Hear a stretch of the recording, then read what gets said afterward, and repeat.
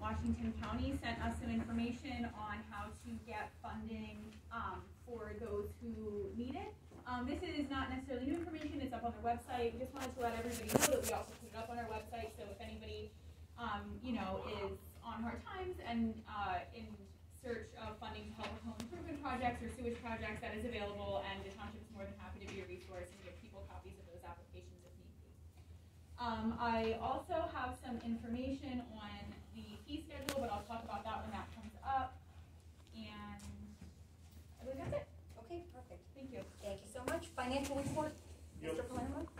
Thank you, guys. A couple things that Mr. Spar mentioned. He talked about the budget showed a $200,000 deficit. And that, I believe what he means is year to date, when the budget process started, there was a deficit of about $200,000.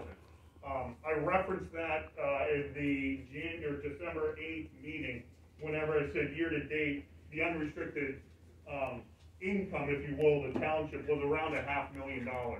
That was budgeted for approximately what it was budgeted for.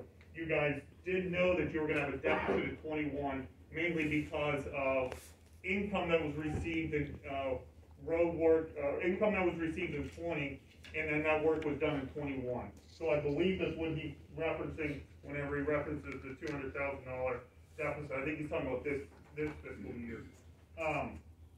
A couple questions that he had. He asked about the general fund balance. Whenever the budget process started, it was estimated that the general fund balance at the beginning of 2022 would be approximately $2.5 million. That's what we estimated whenever the budget process started. His other question was asking why salaries and wages have pretty much doubled. One reason is because whenever that was started, that was only through September. So if you annualize this figure, it's obviously a higher figure because the initial only had 9 months, while the budget has full 12 months.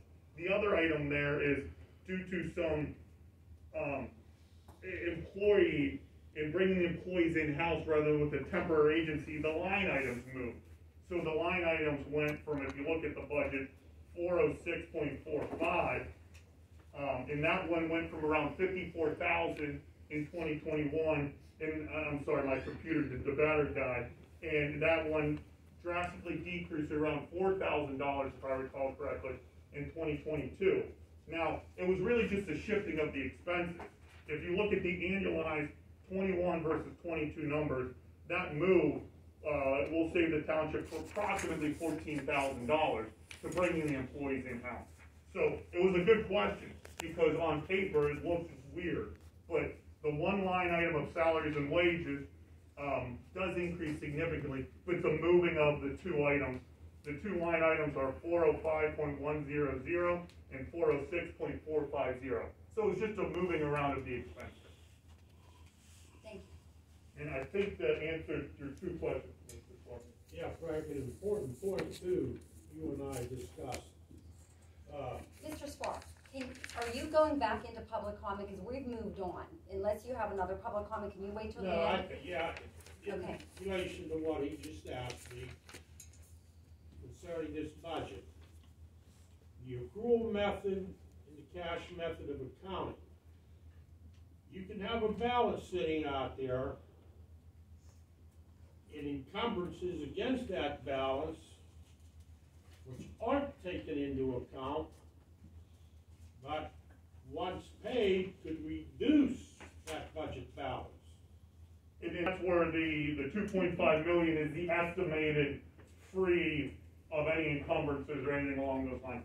Because I think what Mr. Spar is saying is that in the accrual basis of accounting, you wouldn't have showed a significant amount of income in 20. You would have said, okay, well that work is going to be done in 21, so it'll be about equal, rather than huge income, huge deficit. Part of COVID and getting the work done. So I think that's what him and I discussed last time. Yes. Okay, thank you very much. Thank you. And then I'll talk if any other questions come up.